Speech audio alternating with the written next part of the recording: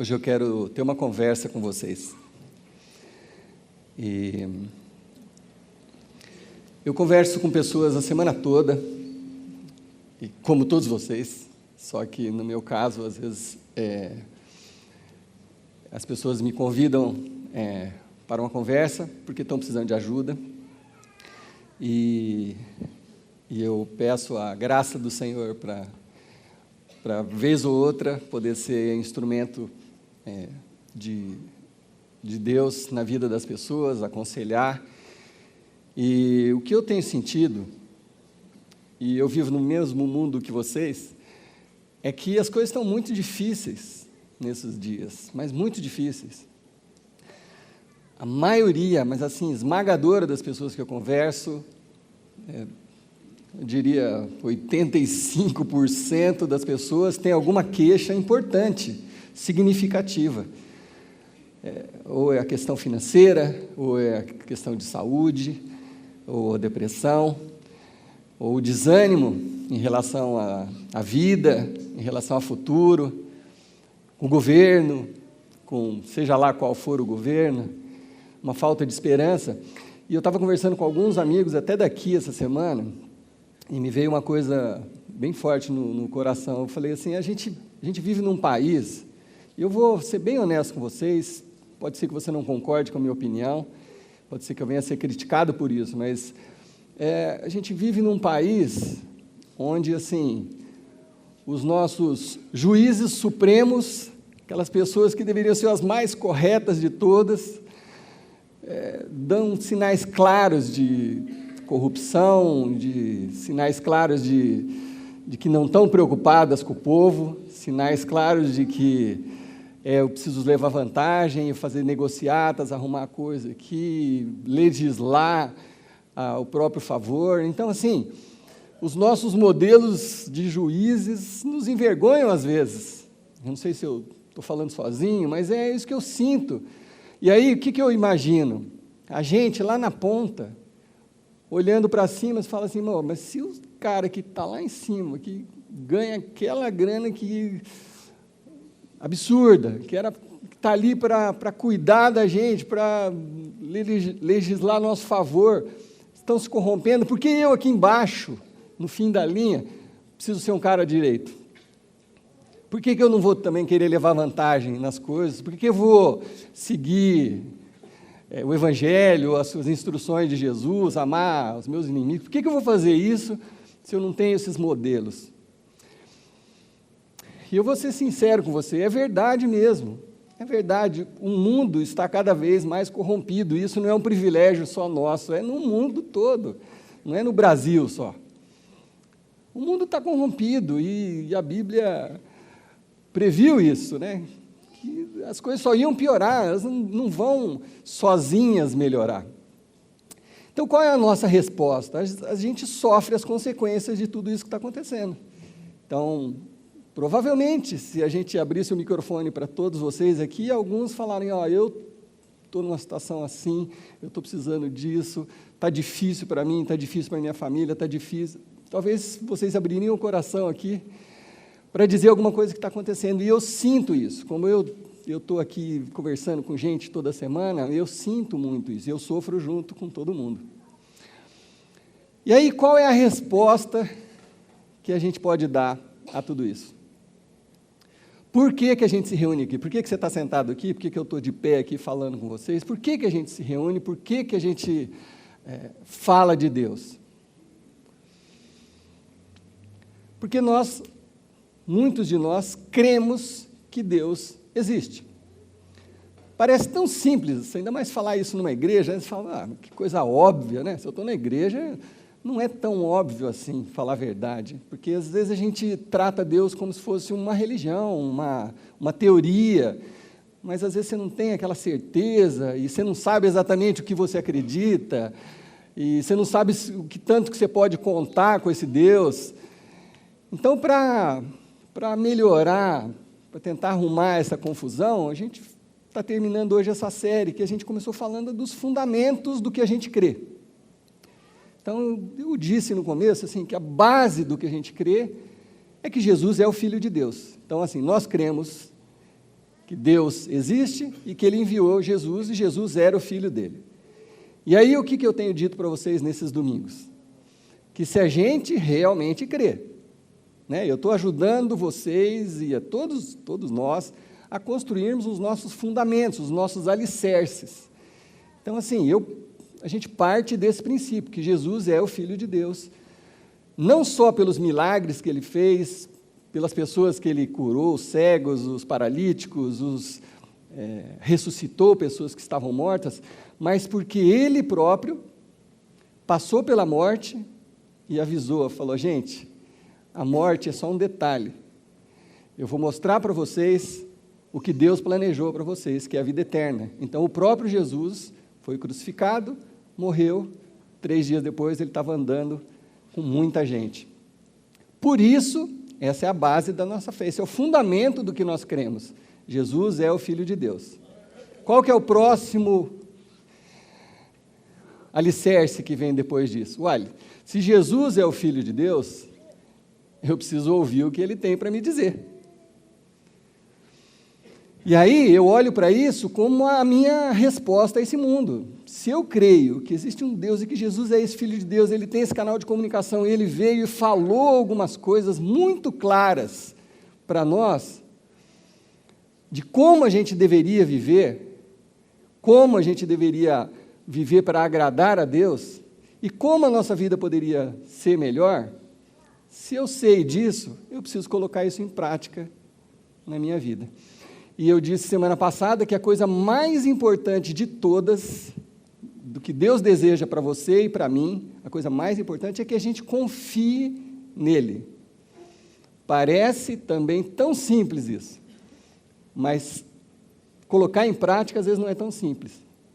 Confiar nele é confiar que a vontade dele é melhor do que a minha. Confiar que a direção dele é melhor do que a minha direção, que o plano dele é melhor que o meu plano. Então, foi assim na história que foi compilada nesse livro. Foi assim com Abraão. Eu falei, Abraão confiou e recebeu a promessa. José, o bisneto de Abraão, lembra? O José que foi para o Egito como escravo, e aí a primeira fake news da história foi com o José, né? Falaram que ele tinha tentado agarrar uma mulher, e era mentira, e ele foi colocado numa cadeia, numa masmorra, num país onde ele não conhecia absolutamente ninguém, não tinha nenhum parente, ele era um escravo, e foi enfiado numa masmorra. Qual a chance de você, num país que você não conhece ninguém, que você não tem advogado para te defender, não tem família, você vai para uma masmorra, fica 13 anos preso, confiando de que Deus tinha um plano para ele? Qual de nós seria capaz de confiar nesse nível? Eu acho que eu já sou o primeiro a falar. 13 anos, talvez 13 semanas, mas não é verdade que, assim, puxa vida, quando você olha para uma história dessa de fé, né, o cara ficou 13 anos encarcerado, até que um dia alguém teve um sonho e ele foi liberto e virou governador do Egito. Foi um cara muito importante. Então, Deus tinha um plano para a vida dele. Então, confiar é isso. É o Davizinho, com 17 anos, chegar num exército, lá tem um gigante desafiando o povo de Deus, e Davi olhar para aquilo e falar assim, meu Deus é maior do que isso. O cara é grande, mas meu Deus é maior. Em nome do meu Deus eu vou lá lutar com esse cara, e foi lá e ganhou do gigante. A coisa mais importante para Deus é que a gente confie nele. E aí, então, talvez a pergunta que tenha surgido é, o que significa isso, confiar em Deus? O que é que eu poderia fazer para demonstrar minha confiança? Ou será que teria algumas regras, algumas instruções? Sim, tem. Jesus deixou algumas instruções bem claras, que você pode chamar de regra, eu prefiro chamar de conselho. Mas mesmo que fosse regras, não tem problema, regras são importantes. Eu tenho regras na minha casa, como você deve ter na sua casa. Eu tenho combinado com a minha esposa que a gente só dorme um com o outro, a gente não dorme com mais ninguém. É uma regra que a gente tem lá em casa. Não sei se é assim na sua casa. É também. Então, a gente tem essa regrinha. E faz 20 anos que a gente está cumprindo essa regrinha. Uai, é uma regra. Eu sou homem como qualquer um de vocês, eu tenho olhos, eu sei apreciar o belo, mas eu lembro que eu tenho uma regrinha, que é mais importante do que isso. Certo? Então, não tem problema. Eu tenho uma outra regrinha lá em casa, que eu já contei uma vez para vocês, alguns poucos vão se lembrar, mas eu tenho uma regrinha que é assim: meu filho de 9 anos só pode subir no telhado se estiver acompanhado de mim. Não sei se alguém lembra que eu contei uma história uma vez que meu filho tinha 8 ou 7, e ele subiu na garagem, no telhado, assim, me chamou lá no estúdio, eu estava gravando, ele me chamou, pai, vem cá. Eu fui lá na frente da casa, ele subiu no telhado, estava lá dançando em cima do telhado da garagem. Eu falei, filho... Eu falei, filho, como que você sobe aí? Ele fala, não, pai, eu já tinha subido, já tinha treinado. Eu falei, ah, que bom! Você subiu sozinho. Então, a partir dali, criou-se uma regra, ó, só se sobe no telhado acompanhado do pai. Né? Então, isso é importante.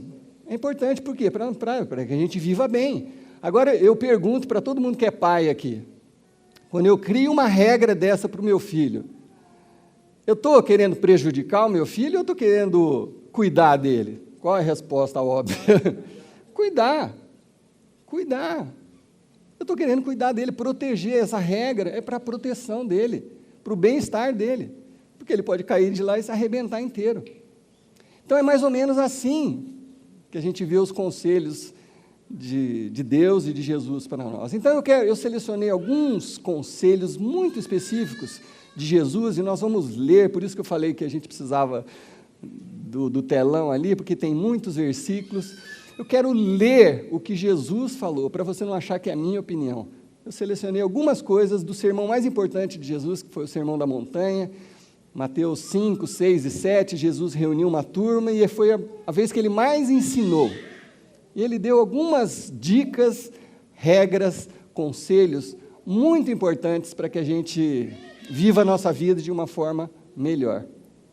Então, se você tem a sua Bíblia, abra lá em Mateus capítulo 5, mas eu vou pular alguns versículos. Então, se você quiser tirar foto do telão, ou depois, se entrar na internet, vai aparecer lá a série com os versículos, depois você faz as suas anotações, mas eu quero ler com vocês algumas das coisas que Jesus falou para que eu e você fizéssemos.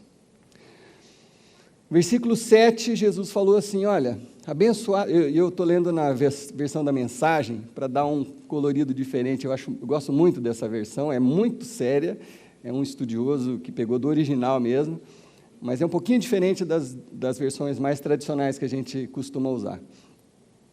Mateus 5, versículo 7, Jesus falando, olha, abençoados são vocês que se preocupam com o bem-estar dos outros. Vocês são abençoados porque vocês se preocupam com os outros. Na hora que vocês precisarem de ajuda, também receberão cuidados.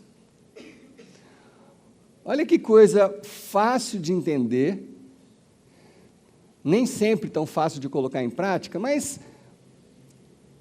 é óbvio isso aqui, porque olha só que Jesus falou, porque na hora que você precisar, você também vai poder contar ou não, porque uma hora você vai precisar de ajuda. Então, qual é o conselho? O que eu e você, como seguidores de Jesus, deveríamos fazer? A gente precisava se preocupar com o bem-estar dos outros. Não é tudo sobre mim. Não é tudo sobre a minha pessoa. Então, tudo gira em torno do meu mundo. Não, eu preciso olhar para a necessidade do outro. Por quê? Porque você já viu na sua família um parente que era egoísta, que não queria saber de ninguém, não dava bola para ninguém, aí o cara ficou doente, ficou sozinho, ninguém foi visitar no hospital, foi abandonado, porque ninguém gostava do cara, o cara era muito chato, o cara não se preocupava com ninguém, só com ele. Não é verdade? Ao passo que já aconteceu na sua família também, que aquela pessoa que se preocupa com os outros, que cuida de um, que ajuda o outro, que ajuda o outro parente, o vizinho, aquela pessoa tem uma necessidade, sobra gente em volta.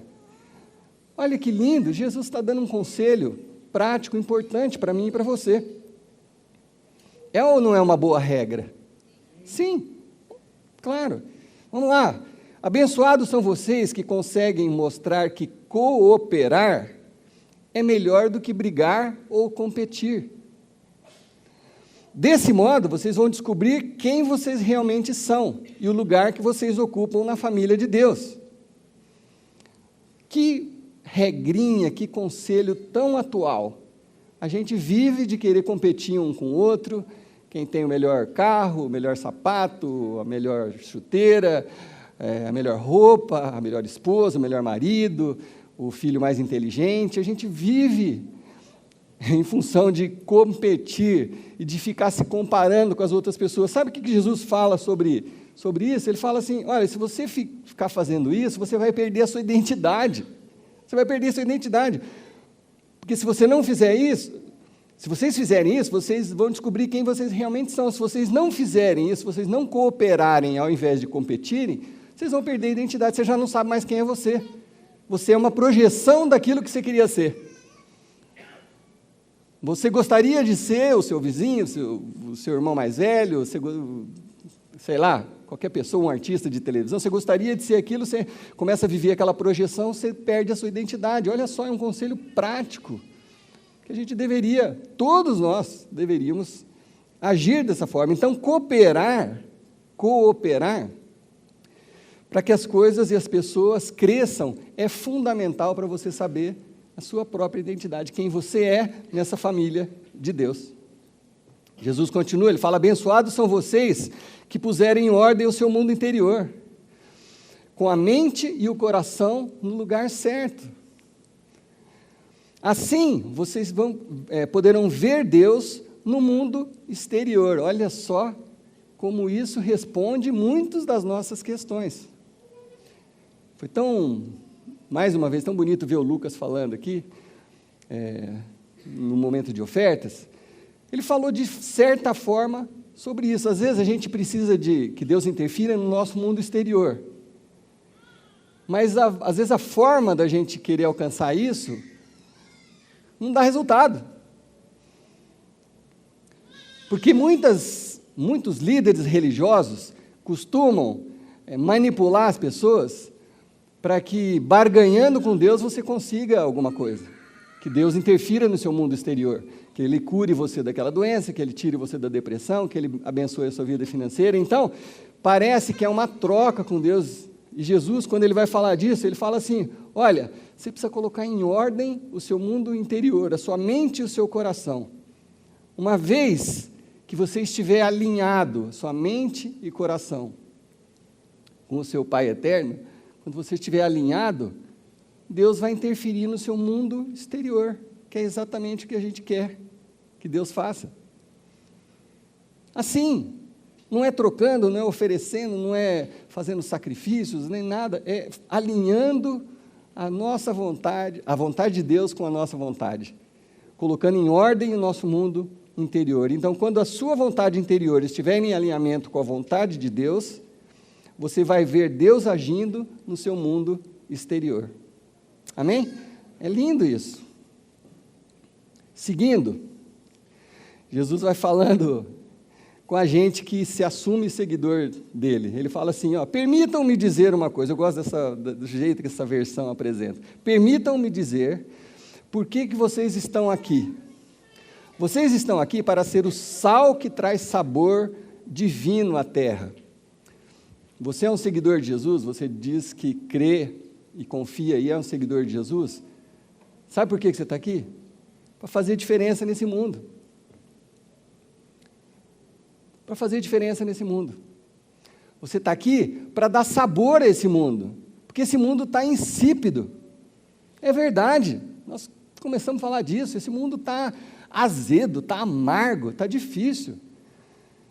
Mas quando Deus criou as coisas, não foi assim. Deus foi criando as coisas e falou, olha, e viu Deus que era bom, e criou os animais e viu Deus que era bom, e criou os peixes, as árvores, os mares, e viu Deus que era bom. Deus falou, olha, eu quero que vocês vivam ali e desfrutem disso. Então, a nossa função como seguidor de Jesus é trazer sabor a esse mundo tão amargo que nós estamos vivendo. E aí Jesus fala isso de uma outra maneira, ele fala assim, a outra maneira de dizer isso, a mesma coisa, vocês estão aqui para ser luz, para trazer as cores de Deus a esse mundo. Então, qual que é a minha missão e a sua missão como seguidor de Jesus? Acender luzes, trazer luz nos lugares que a gente vai, por onde a gente anda, na nossa casa, na nossa família, na nossa igreja, ser portadores dessa luz, deixar essa luz brilhar através de nós, em nós e através de nós. E aí Jesus segue dizendo assim, que a generosidade seja a marca da vida de vocês. Mostrando-se acessíveis aos outros, vocês motivarão as pessoas a se aproximarem de Deus, o generoso Pai do céu.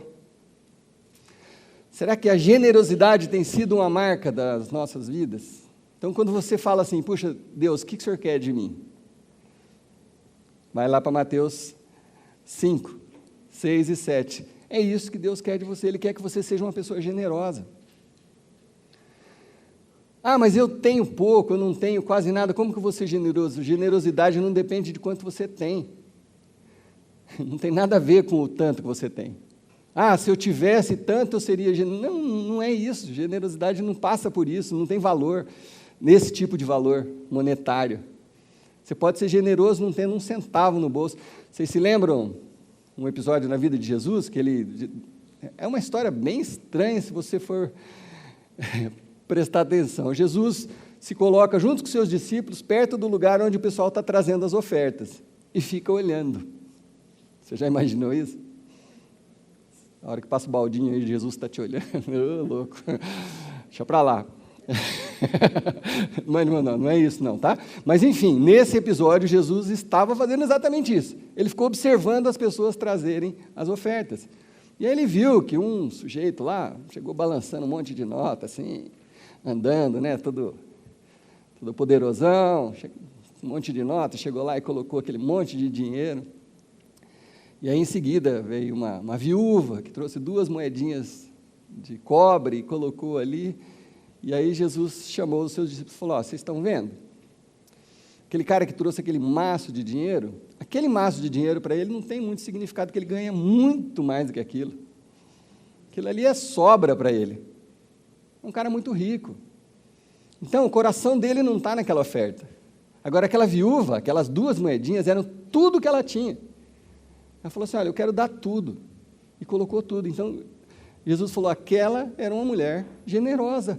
Aquela é um exemplo para nós. Aquela é uma pessoa que está comprometida com o reino. Aquela é uma pessoa que é generosa. Aquela é uma pessoa que é grata ao que Deus está fazendo na vida dela. Então, generosidade não tem a ver com o quanto você tem. Às vezes um gesto, às vezes um cuidado, às vezes você parar para ouvir uma pessoa. Hoje em dia ninguém quer mais ouvir, você pergunta como é que você está, você não quer que a pessoa responda. E daí, está tudo bem? Se a pessoa não falar está tudo bem, você já fala assim, rapaz, na verdade não está, e você fala, não, depois eu volto. É assim que está o mundo hoje em dia. Você não quer ouvir a resposta. Você quer ouvir a resposta clichê, pronta, né? Ah, está tudo bem, ufa. Não preciso, né, ficar ouvindo muita coisa. Ser generoso, às vezes, é parar para ouvir uma pessoa. Dar atenção para aquela pessoa que não tem voz, que senta lá no cantinho. Prestar atenção na necessidade dela. E aí Jesus segue, aí ele começa a falar uma coisa assim muito interessante. Jesus fala, não pense que eu estou trazendo isso aqui como uma grande novidade. Não é que eu estou pegando as leis de Moisés e deixando tudo para lá e criando novas leis. Não, eu vim aperfeiçoar as leis. Aperfeiçoar. Óbvio, nas leis de Moisés tem muita coisa que era de costume. Tem 613 leis. Ninguém nunca conseguiu cumprir todas as leis de Moisés. Tem lei para tudo, já falei aqui. Tem lei para menstruação, tem lei para plantio, tem lei para um monte de coisa, que era dos costumes da época. Mas Jesus falou assim, olha, eu vim aperfeiçoar os conceitos, né? Os conceitos, os princípios. Então, olha só que aperfeiçoada que ele deu, desconfortável. Jesus falou assim, olha, vocês conhecem o mandamento, não matarás? Pois eu afirmo que qualquer um que guarde rancor do outro irmão é culpado de assassinato. Ixi. Oi? O que Jesus está querendo falar aqui? Que matar não é só você pegar uma arma e descarregar numa pessoa. Se você deixar crescer dentro de você um ódio, um rancor, e aí você começa a falar mal da outra pessoa, Você mata, às vezes, a reputação de alguém com mentiras, com fofocas, com tudo. Jesus está falando, olha, você não precisa descarregar uma arma, não. Se você fizer isso, você será considerado um assassino diante de Deus. O pecado, ele começa na mente. Colocar em prática é uma questão de oportunidade. Olha só. O pecado começa aqui. O colocar em prática é só uma questão de oportunidade. Às vezes, se você tiver oportunidade, você vai colocar em prática. Por isso que Jesus está falando, olha, vamos dar um passinho para trás. Vocês também conhecem aquele mandamento? Não vá para a cama com quem é casado, ou não adulterarás, né, que é a mesma coisa. Mas não pense que terão preservado a sua virtude simplesmente porque não foram para a cama. De fato, o coração pode ser corrompido pelo desejo ardente ainda mais rapidamente que o corpo. O coração pode ser contaminado pelo adultério antes de você marcar o dia, a hora e o lugar. Nossa, é um pouco forte isso, mas são os conselhos para uma vida melhor. Não é isso que a gente está querendo? Ele segue. Olha só, essa aqui é muito difícil de colocar em prática, porque ela é simples. Não digam nada que não tenham a intenção de cumprir.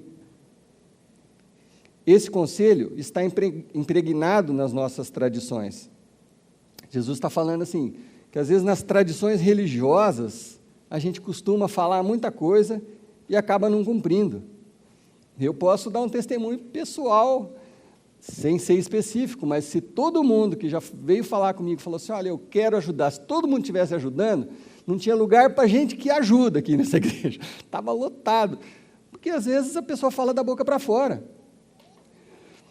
Olha o que Jesus fala, vocês só pioram a situação quando jogam aquela conversa piedosa, vou orar por você, mas nunca oram.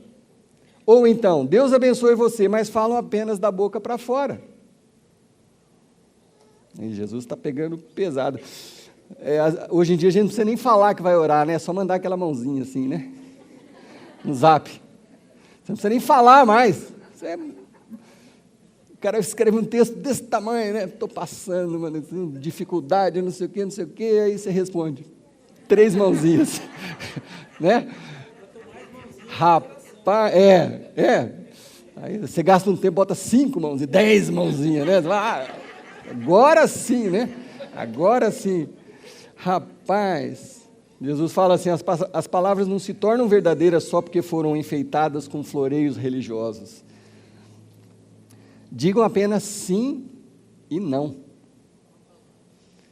Quando vocês manipulam as palavras, cometem um grande erro. A outra versão, né, diz, seja a sua palavra sim, sim, não, não. Que passar disso é do maligno, não é de Deus. Então, assim, não é que você tem que fazer tanta coisa, é só você não falar o que você não vai cumprir. Aprenda a dizer não. Não é isso que Jesus está falando? Que a sua palavra seja sim ou não. Só isso.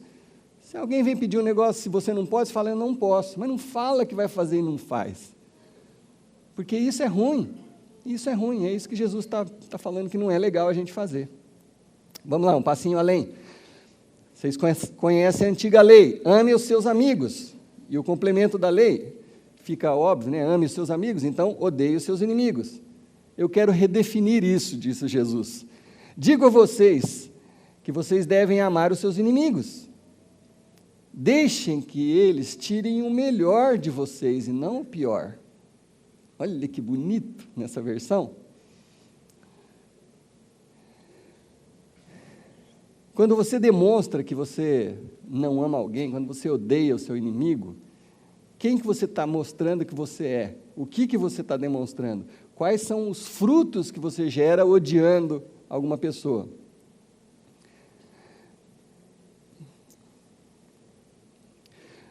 Sabedor disso, Jesus fala o seguinte, olha, se tudo que vocês fazem é amar apenas quem é amável, que recompensa vocês esperam receber? Qualquer um faz isso, é facinho amar uma pessoa boa.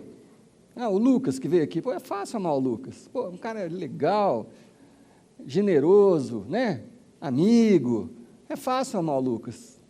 Mas tem gente que não é fácil amar.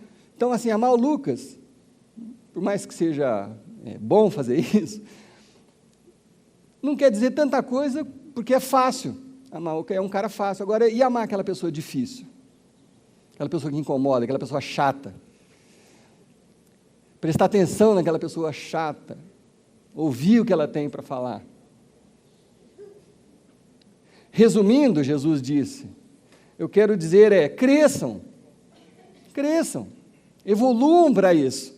É fácil amar os amigos, os bonzinhos, e odiar os inimigos.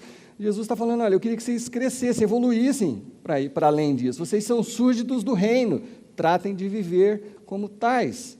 Assumam a sua identidade criada por Deus. Sejam generosos uns para com os outros, pois Deus age assim com vocês. Aí, em seguida, dessa passagem, Jesus ele ensina os seus discípulos e a nós a orar, e já preguei sobre isso, uma pregação inteira sobre isso. Basicamente, Jesus fala o seguinte, olha, a oração é uma coisa importante para os meus seguidores. Você é meu seguidor, se você crê em Deus, se você crê que eu sou filho de Deus, olha, eu estou falando para vocês, a oração é uma coisa importante, precisa ser uma prática na vida de vocês. Se as suas orações se resumem às orações que a gente faz aqui junto com a Kelly, ou no final da mensagem, ou a oração que você faz na hora da refeição, talvez você está precisando caminhar um pouquinho mais. Jesus fala, olha, você precisa de um tempo sozinho com Deus, você precisa se isolar, sabe, deixar celular de lado, computador, filho, tudo, entra, fecha a porta do seu quarto, ou então vá no Lago Igapó, um lugar onde você fique sozinho, que você possa se concentrar, e ali você fala com o seu Deus. Ali você reconhece o seu Deus, com quem você está falando. Aí você diz para Deus, pronuncia essas palavras, porque aí elas vão entrando na sua mente e no seu coração. Deus, venha o teu reino, seja feita a tua vontade. Deus, venha o teu reino, a tua vontade, o teu reino, a tua vontade. À medida que você vai falando isso, vai ficando claro para você quem é que reina, ou quem deveria reinar. E vai ficando claro para você qual a vontade que deveria ser perseguida, se a sua ou a do seu Deus. E aí Jesus acrescenta, fala, apresenta as suas queixas, eu preciso do pão, me dá o pão de cada dia, eu preciso almoçar hoje, Deus, não tem comida na minha casa. Jesus reconhece, tem um momento da sua oração de você apresentar suas dificuldades, sua questão de saúde, relacionamentos. Mas o que é importante é você demonstrar que você confia em Deus, mesmo quando você apresenta os seus pedidos, porque às vezes a resposta de Deus pode ser, olha, não é a hora ainda de você ser curado dessa doença, não é a hora ainda de você sair dessa situação financeira. Deus, mas eu preciso. Você confia ou você não confia? Quantos de vocês já viram acontecer? A pessoa recebe uma resposta de oração, recebe uma bênção financeira ou uma cura e virou a página, passou alguns meses, ela já nem aparece mais no convívio da igreja, dos irmãos, já volta para a vida louca. Às vezes não é momento ainda de você receber aquilo. Às vezes você precisa crescer espiritualmente para poder receber aquela bênção, para poder, a partir daquela cura, daquela solução daquele problema, você se manter firme. Então, confiar que Deus sabe melhor do que nós, sobre nós mesmos. Mas aí Jesus segue, passando lá para Mateus capítulo 6, Jesus fala de dinheiro, mas de uma forma muito louca. Jesus fala assim, olha, vocês não podem adorar dois deuses ao mesmo tempo. A adoração a um alimenta o desprezo pelo outro. Vocês não podem adorar a Deus e ao dinheiro. Jesus não fala a Deus e ao diabo. O que Jesus está querendo ensinar para mim e para você quando ele fala isso? Jesus está querendo ensinar para mim e para você que o dinheiro pode ser um Deus para a gente. Você pode perseguir tanto o dinheiro, buscar mais o dinheiro do que o próprio Deus. E tinha um tempo que eu pregava sobre isso, que era mais fácil falar com vocês, assim, falar assim, olha, você quer saber aonde está o seu coração? Pega o seu talão de cheque e olha no contra-cheque. Mas hoje em dia ninguém mais nem sabe o que é talão de cheque, né? Acho que poucos aqui usam talão de cheque. Então, eu diria o seguinte, pega a sua fatura do cartão de crédito e vê para onde que você está direcionando os seus recursos. Olha lá, e aí você... Em vermelho, você anota as coisas que são para o reino de Deus. Em azul, as coisas que são para o seu reino. Não precisa trazer aqui para a gente ver o resultado. Mas é uma boa forma de você ver a quem você adora, em quem você confia. Então, quando tudo que a gente faz é para ganhar um pouco mais, é para comprar um não sei o quê, a gente está seguindo um Deus que não é o Deus que Jesus está falando aqui. Então, Jesus é muito específico. E aí, ele não diz isso especificamente, mas... está implícito nisso que Jesus falou, assim, olha, os que confiam no dinheiro colherão as consequências da sua escolha, os que confiam em Deus colherão as consequências da sua escolha. Quantas vezes a gente confia demais naquilo que vai receber, ou que vai, e aquilo acaba destruindo as nossas vidas? Você faz uma escolha de trabalho só por conta de ganhar um tanto mais, tem que mudar de cidade, daqui a pouco você se perdeu, o seu casamento acabou. Quantas vezes a gente já viu isso acontecendo? Então, Jesus é muito específico, olha, você tem que escolher a quem você serve. E aí Jesus entra no assunto, nossa, que todo mundo precisa, eu preciso. Jesus entra no assunto da ansiedade. E a gente falou um pouquinho aqui semana passada, a Renata até falou aqui na hora da oferta. Jesus entra no assunto da ansiedade. Ele fala assim, olha, será que alguém consegue ficar 1 centímetro mais alto se ficar preocupado diante do espelho? Esse é um versículo bom para os baixinhos, né? Nessa versão aqui. Você acha que você, olhando para o espelho, falando assim, eu sou baixinho, eu preciso crescer, você acha que se você gastar um tempo ali, você vai ficar maior? Sim ou não? Não. Na outra versão, na NVI, né, que a gente costuma usar, fala assim, quem de vocês, por mais que se preocupe, pode acrescentar 1 hora que seja a sua vida? Olha, se você ficar muito tenso, muito preocupado, eu preciso viver mais, quem que vai com isso conseguir, com a preocupação, acrescentar 1 hora ou 1 minuto a mais na vida? Ninguém. Não é assim que as coisas funcionam. Então, não adianta a gente andar ansioso, é isso que Jesus está falando. E aí ele faz aquele comparativo lindo, né, que muitos de vocês conhecem. Ele fala assim, olha, observem as aves do céu. Elas não semeiam, nem colhem, nem armazenam em celeiros, contudo o Pai Celestial as alimenta. Não tem vocês muito mais valor do que elas? Uai! Se você é filho de Deus, você acha que você não tem mais valor do que um pardalzinho? E o pardal está lá, voa de um lado para o outro, e Deus o alimenta. Você acha que Deus não vai cuidar de você? Então não adianta você andar ansioso. Deus cuida da gente. O salmista Davi, em um determinado momento, ele fala assim, olha, eu fui moço, hoje sou velho, mas eu nunca vi um servo, um fiel, mendigar o pão, nem a sua descendência. Nunca vi passar fome. Porque Deus cuida da gente. Bom, mas Jesus seguiu. Ele fala assim, olha, prestem atenção ao que Deus está fazendo agora. E não se preocupem com o que pode ou não acontecer amanhã. O que Jesus está querendo dizer? Olha, não adianta você ficar tenso, preocupado, ansioso, porque aquilo que você teme pode ou não acontecer. Quantas vezes você já ficou tenso, não dormiu, passou 2 noites em claro, não sei o que, chegou lá, o resultado foi outro.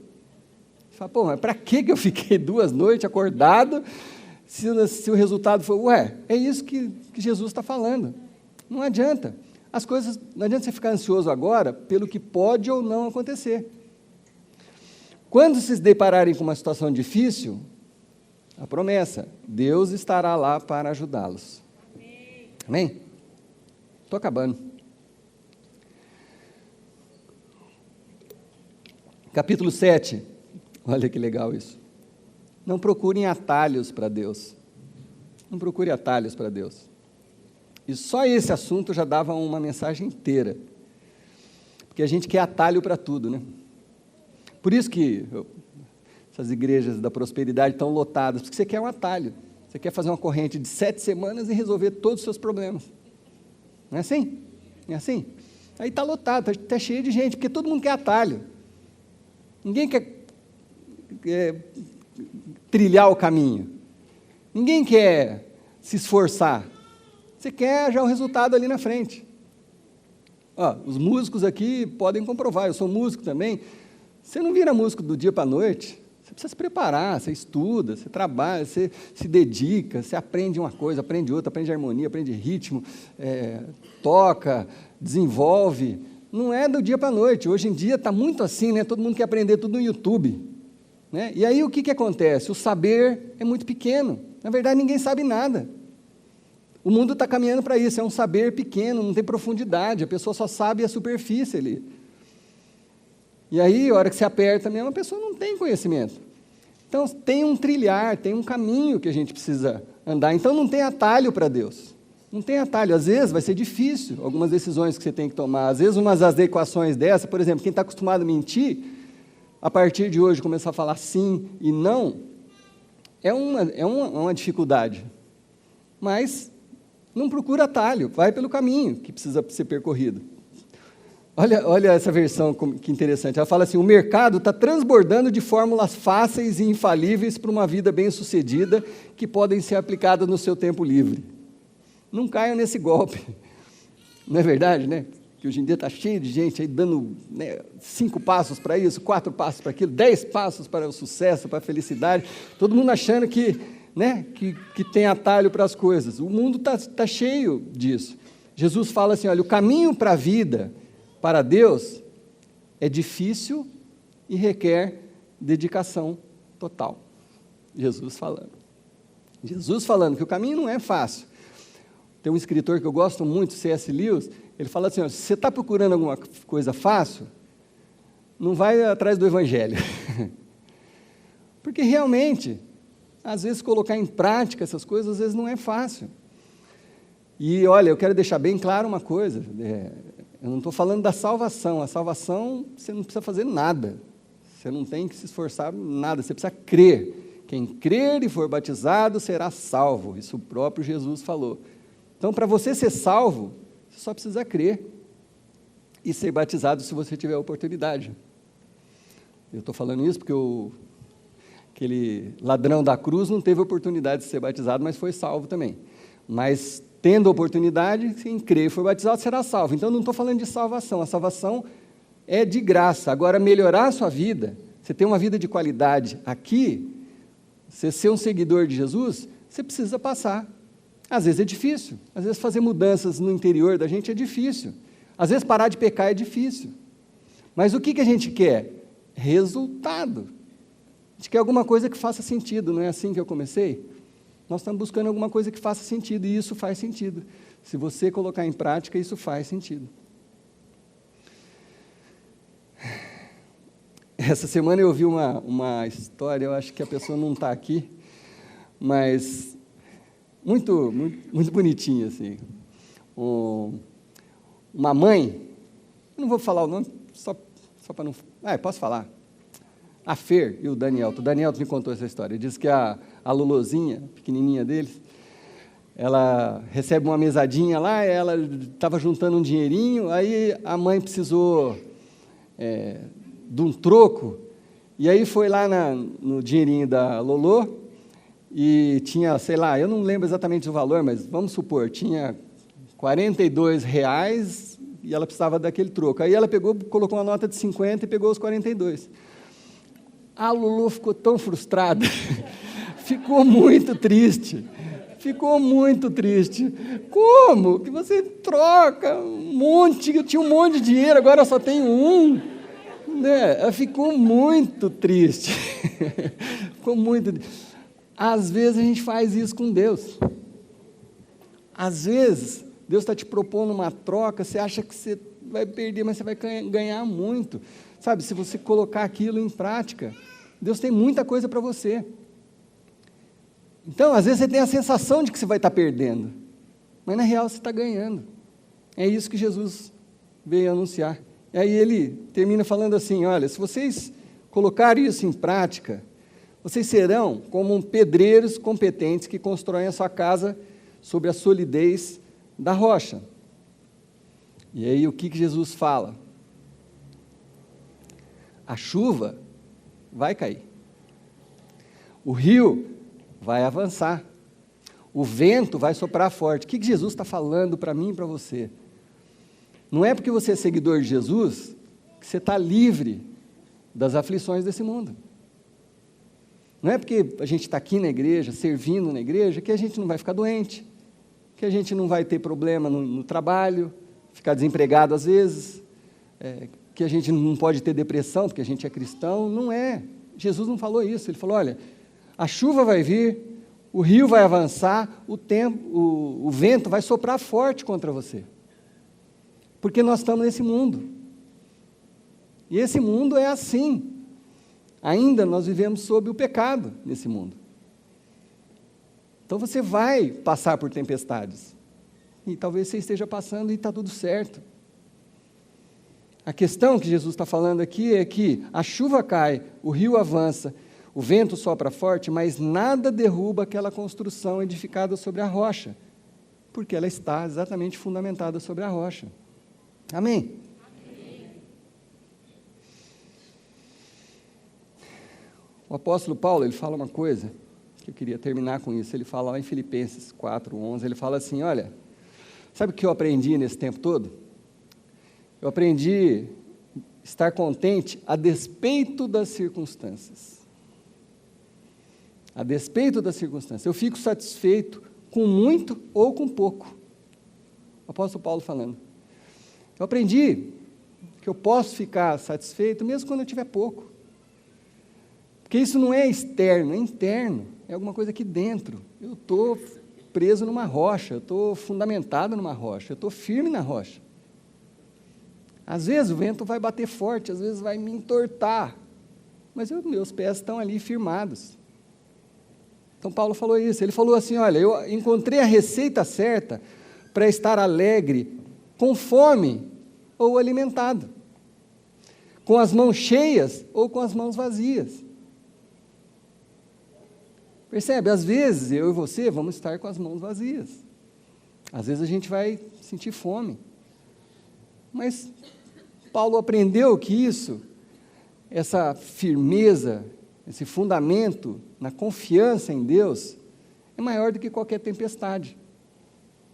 Seja lá qual for a circunstância, até a fome. Eu aprendi a ficar contente com fome, porque meu Deus não foi embora, Ele está lá. Eu tenho que passar por aquela tempestade, todo mundo tem que passar, mas eu vou sair, eu tenho esperança. E Paulo termina dizendo assim, onde eu estiver, e o que eu tiver, o quanto eu tiver, o que eu tiver, aonde eu estiver e o que eu tiver, eu posso fazer qualquer coisa por meio daquele que faz de mim o que eu sou. Amém? Então é isso que a gente faz quando a gente vem aqui. É isso que a gente faz quando a gente fala que a gente é seguidor de Jesus. É isso, aqui está a nossa esperança, de que a gente vai ter sempre o cuidado de Deus, e que as tempestades vão vir, não é uma exceção o que pode estar acontecendo com você, é regra, todo mundo passa por tempestade, mas se a gente colocar as palavras de Jesus em prática, a gente vai ficar firme nessa rocha, e as tempestades não vão nos derrubar, e quando as tempestades passarem, vem sempre a bonança, vem a bênção, vem a alegria, a felicidade de estar vivo, de ter amigos, de ter uma vida, de ter uma família, de ter uma roupa para vestir, sabe? A tempestade passando, a gente tem muito motivo para celebrar, porque essa vida é uma delícia, esse mundo é criado por Deus de forma perfeita, é o pecado que estragou. Então, você vai ter momentos de celebração, vai ter momentos de você fazer churrasco, convidar todo mundo, vai passar, é essa confiança que Jesus nos ensina e que o apóstolo Paulo demonstra com essas palavras. Amém? Vocês creem nisso de coração? Então, vamos colocar as palavras de Jesus em prática na nossa vida. E aí a gente marca o churrasco depois. Amém? Senhor Jesus, obrigado pelas palavras que o Senhor disse nesse dia, no Sermão da Montanha, que fazem tanto sentido hoje, 2000 anos depois, na minha vida e na vida dos meus irmãos. Que a gente possa levar essas palavras no nosso coração e na nossa mente e colocar em prática, Deus, para que a gente possa experimentar qual é a boa, perfeita e agradável vontade do Senhor para cada um de nós. Nós colocamos a nossa confiança em Ti, sabendo que o Senhor sempre está presente, sempre segurando as nossas mãos. Abençoa aqueles que nesse momento estão se sentindo no fundo do poço, desamparados, com falta de fé. Segura essas mãos, Senhor Deus. Levanta esses espíritos abatidos, para que em nome do Senhor Jesus Cristo, a gente possa viver o que o Senhor tem para cada um de nós. Que a Tua vontade seja a nossa vontade, e que a gente brilhe a Tua luz nesse mundo, em nome de Jesus. Amém.